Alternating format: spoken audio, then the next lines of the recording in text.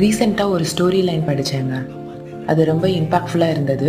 கபீரோட poetic story line தான் அது. அதில் ஒரு பெரிய காடு, அந்த காட்டில் மஸ்க் டீர்னு ஒரு டீர் இருந்தது.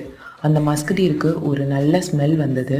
அந்த ஸ்மெல் எந்த சைடில் இருந்து வருது அப்படின்னு சொல்லிட்டு பார்க்கணுன்னு அந்த ஃபாரஸ்ட் ஃபுல்லாக என்ன பண்ணியிருக்கு அப்படின்னா அந்த மஸ்க் டீர் தேட ஸ்டார்ட் பண்ணியிருக்கு. ஆனால் அந்த மஸ்க் டீருக்கு கடைசி வரைக்கும் அந்த ஸ்மெல் எந்த சைடில் இருந்து வருதுன்னு கண்டுபிடிக்கவே முடியல. காலங்களும் போயிடுச்சு, அந்த மஸ்க் டீரும் இறந்துருச்சு. இங்கே தான் கபீர் நம்மக்கிட்ட சொல்கிறாரு, அந்த மஸ்க் டீரோட நோஸில் இருந்து தான் அந்த நல்ல ஸ்மெல் வந்திருக்கு அப்படின்னு சொல்லிட்டு. கபீர் பீப்புள்ஸோட லைஃப்பையும் இதோட கம்பேர் பண்ணி சொல்கிறாரு. பீப்புள்ஸ் வந்து ஹாப்பினஸை வெளியே தேடுறாங்க, ஆனால் ஹாப்பினஸ் நமக்குள்ளே தான் இருக்குது.